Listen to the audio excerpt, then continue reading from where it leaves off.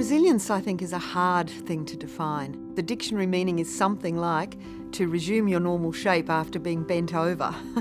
For me, resilience is actually about the ability to adapt to change. Having the capacity to continue on over a long period of time, particularly in the face of adversity. The tools and the strengths that you need to connect to keep moving forward when you're faced with challenges, whether they're small or really significant. To be able to bounce back when misfortune hits. It's having a sense of purpose in life, something you're driving towards. In my experience, when you've been through something that really bends you, you don't actually come back to your previous shape. You come back with other things added to who you are.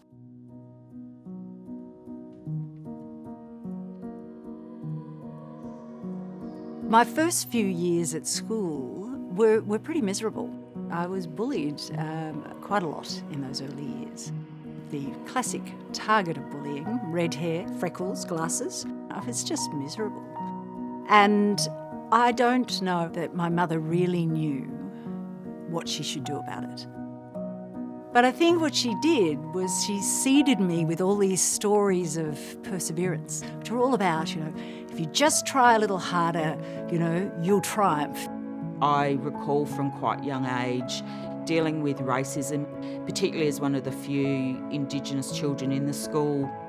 Going into the school grounds and finding graffiti targeting me quite specifically, and it just became commonplace really for quite a period of time where on a Sunday afternoon my dad and I would head into the school grounds, take buckets and of water and sponges to remove the racist graffiti.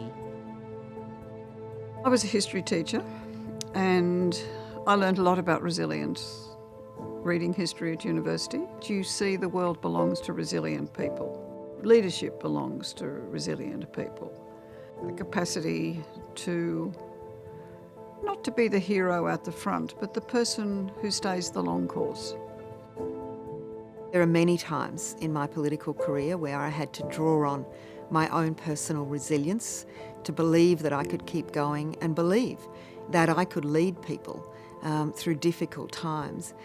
Probably no more so than during the terrible floods and cyclones in Queensland in 2011.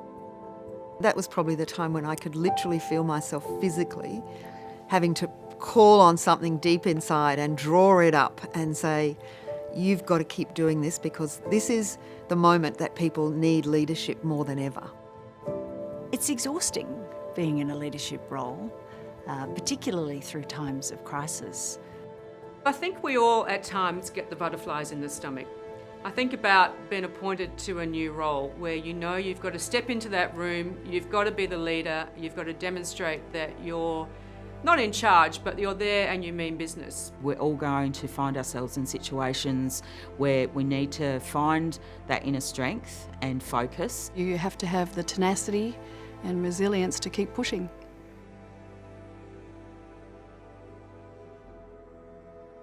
I think when my husband died 4 years ago, I was surprised at how I didn't seem to have the resilience that I thought I had. It was a whole new version of myself, but I'm thinking, I'm 76. I should know all this stuff. I should be able to do it. But mostly all I want to do is go and throw myself under the doona for a year. I really didn't find that resilience until I decided to do something which involved someone else, and that was Kerryn Phelps' campaign. There is a grief that has to be indulged. And once I got through that and started to think of other people, there was no pain barrier.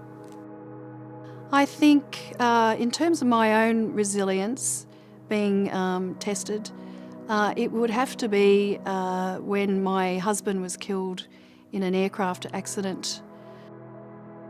I was pregnant with what I thought was our first child. It turned out we were having twins. I had two little people then to worry about, so I had to be resilient. I really did have to dig deep. Perhaps a natural instinct would have been to just give up, but you can't. And so then you really dig deep and look for that reserve, and for me, a difficult thing to reach out and ask for help. I think there are many, many, many things that add up to resilience. Many of them, I think, are just the personal, emotional experiences we go through as we develop as people. One part of resilience is the determination never to give up hope, to never stop believing that change is possible and that milestones can be achieved and that courage can be found in leadership to enable those things.